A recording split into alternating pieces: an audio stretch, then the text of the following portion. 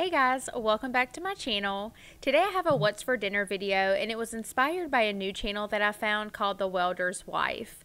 My family tends to eat the same things over and over, so when I saw some of her great ideas, I thought I would go ahead and just share some of our dinner ideas as well. Go ahead and leave me a comment down below with some of your go-to recipes because we always want to try new things.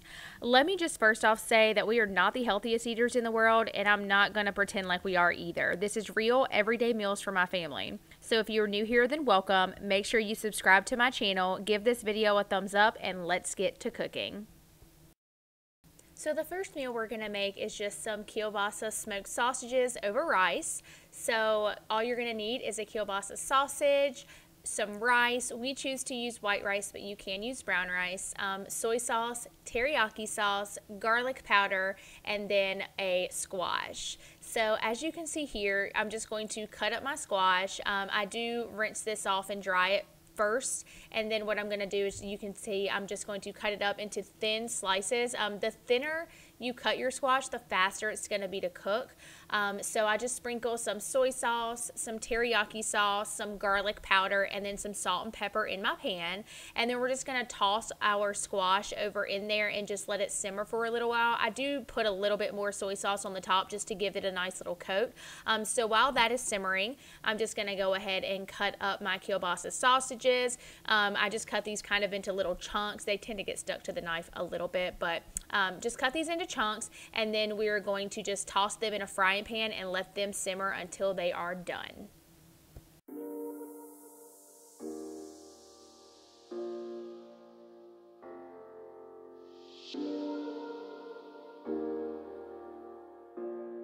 The rice I use is just the minute rice, so I basically just bring my water to a boil and then I pour my rice in, stir it up, put the lid on, and then I just set it to the side while the rest of my food finishes cooking.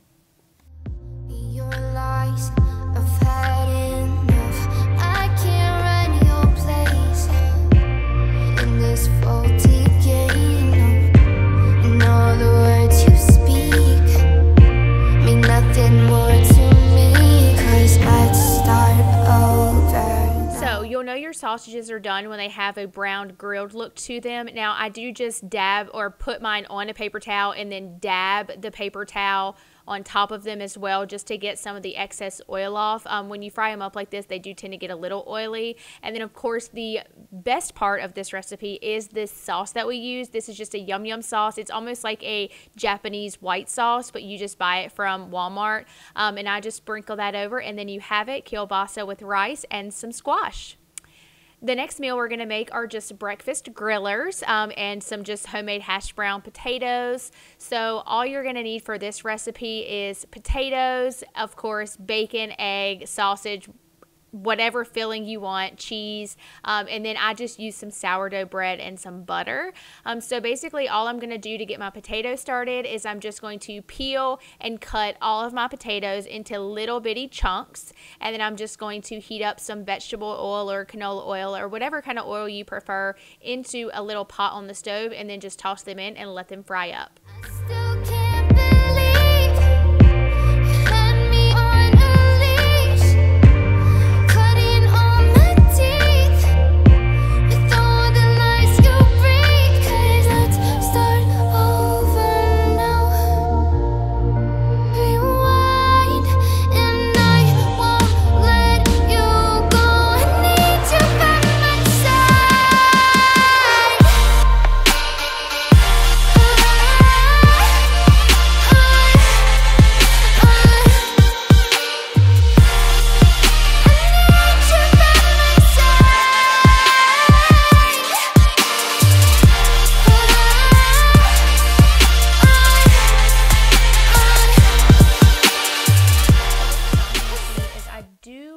Fry up some bacon and sausage, and then once they cool, I just cut them into little chunks. I didn't record this honestly just because it took forever.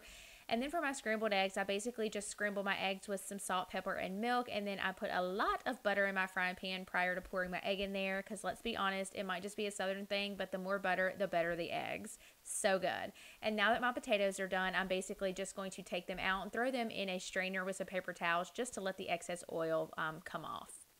Next, I'm just going to go ahead and get prepared to make my grillers. So I just spray some spray onto my griddle. I'm going to butter both outside pieces of bread just like you would a grilled cheese.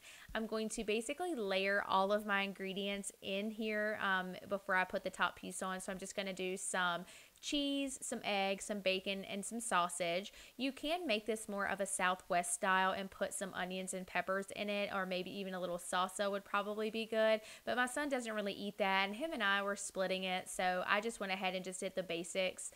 This part does tend to get a little messier than I would have liked. When you see me in a minute, I'll flip it over almost just like a grilled cheese to cook the other side and to melt the cheese on the other side, and it just like kind of falls apart, but I pull it back together. It did end up being delicious, but for the amount of time it took to make all of this, it honestly wasn't worth it. I will just make regular biscuits next time.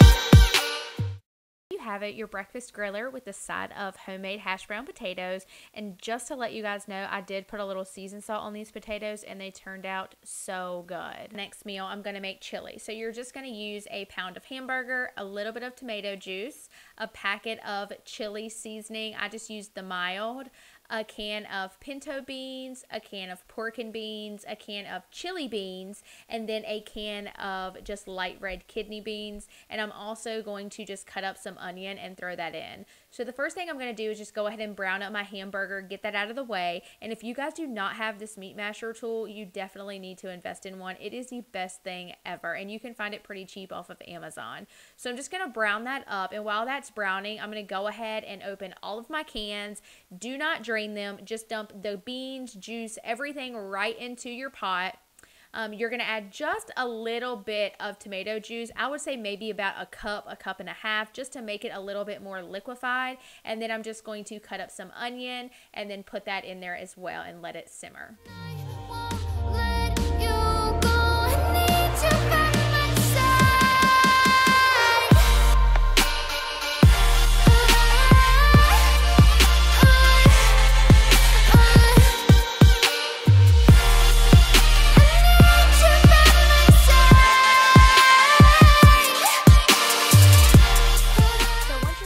Is done browning, what I'm going to do is I'm going to drain it, put my packet of chili seasoning in there, add a little bit of water to mix it all around, and then I'm just going to dump that straight into my pot of chili. I'm going to stir it up, and then I'm going to add all my spices. So I add a little bit of onion powder, a little bit of garlic powder, a little bit of cumin, a little bit of chili powder, and then I usually add in some crushed red pepper, but I was actually out of that. So that's all the spices that I added in for now. I don't even really add salt and pepper because this just has so much flavor that you don't really need it. So then I basically just stir that all up, let that simmer for about an hour, and then everything is ready to go. And you can either serve this up with crackers or some grilled cheeses or anything that you would like. I always top mine with a little bit of sour cream.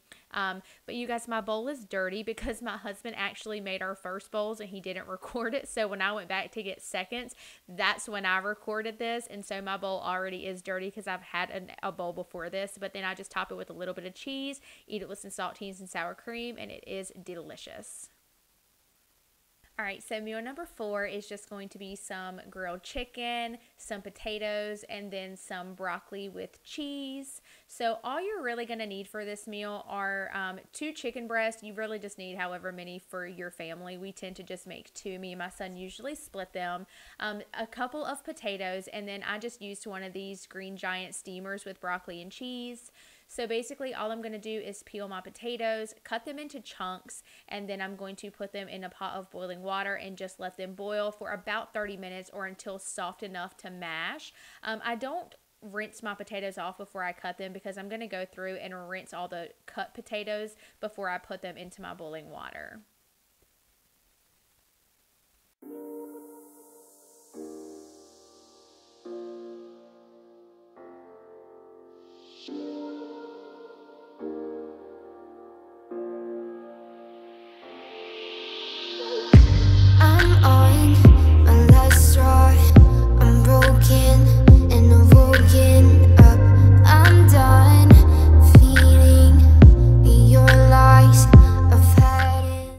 So to season my chicken, I just used some of this New Orleans Cajun seasoning. This seasoning is seriously so good. It's one of my favorite seasoning or spices that I have. I use it on everything, even in my chicken and dumplings. But for this, I basically just put it on both sides and then I fry it up in a frying pan with a little bit of butter so that it doesn't stick. And if you see that there's only 1 chicken breast with half of it, I split this chicken breast with my son. So I just put the Cajun seasoning on my half because it's a little bit spicier. And then you basically just fry it up until they're done. And for my potatoes, I just went ahead, put a little bit of milk, a little bit of sour cream, a little bit of butter, and then a little bit of a garlic, minced garlic. Now, I did put a little bit too much milk in these potatoes. They were a lot creamier than I wanted them to be.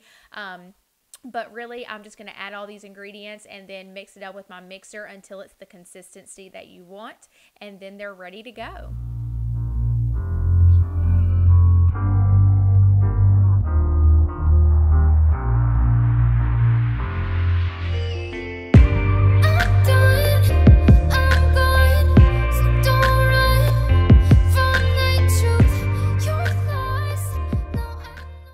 Then you have it, grilled chicken, mashed potatoes, and broccoli and cheese. For the last meal in this video, it's just going to be my version of a chicken carbonara. So basically what you're going to need is you're going to need 2 chicken breasts. Depending on the size of your family, my family is a family of 3. There's me, my husband, and then our 6-year-old son. I used 2 chicken breasts for us. I used some of this Black Label already cooked, ready to eat bacon that we can just microwave and make it a little simpler. Whatever pasta you have on hand is perfectly fine. We just had some of this bow tie pasta, so that's what I used. Grated Parmesan cheese. Make sure you get the grated and not the shredded because the shredded tends to get a little stringy when you try to melt it. Heavy whipping cream. This is an 8-ounce container, but you're not going to use the whole thing, maybe about 6 ounces of it. Some minced garlic is what you're going to put in the sauce. A stick of butter. You do need a whole stick. I know this is not a whole stick that I'm showing you, but you do use a whole stick of butter for this recipe. And then, of course, just some simple Texas toast that you're going to put in the oven just to have as a side. So as you can see here, I'm just going to go ahead and start cooking my pasta. That you can go ahead and cook and just have done. And I'm going to put my chicken breast in a frying pan with some salt, pepper, and a little bit of butter so that it doesn't stick and just to add a little bit more flavor. And so once this is done, you're just going to chunk it up into little bite-sized pieces. I did go ahead and cook my bacon in the microwave since it was already cooked. You just basically chop this up as small as you can get it, almost like a bacon bit. And now to cook the sauce, all you're going to do is melt a full stick of butter into your pot or your pan, whatever you have to use. I was a little short, so I had to get a little bit of butter from my next stick. So you just bring that down all the way melted, and then you add in your minced garlic. I usually do just about a spoonful. I don't really measure anything. I kind of just eyeball it. Once that comes to a simmer, you're going to add in almost an entire container of heavy whipping cream. And this is an 8-ounce container. I don't use the whole thing because we don't prefer ours to be overly saucy, but whatever's best for your family, you can use the whole thing or not. So once that comes to a little bit of a simmering boil, you're just going to add in about a cup to a cup and a half of grated Parmesan cheese. Like I said in the beginning, the shredded Parmesan cheese tends to string a little bit more when you try to melt it. So the grated works way better and it tastes the exact same. So once you have this all melted down and into your sauce form, you're just going to add your noodles, chicken, and your bacon. There's no real rhyme or reason. I always add my pasta first and stir that around, and then I'm just going to go in and add my chicken and my bacon, and you'll see that I go back and finish adding the rest of it because we just wanted to go ahead and eat it all. So we add all of our chicken, all of our bacon, give it a big toss, plate it, and there you have it, homemade chicken carbonara with a side of garlic bread. So that is it for my What's for Dinner video. Thank you guys so much for watching. Let me know some ideas that you have for me down below to cook, and then I will see you in the next video.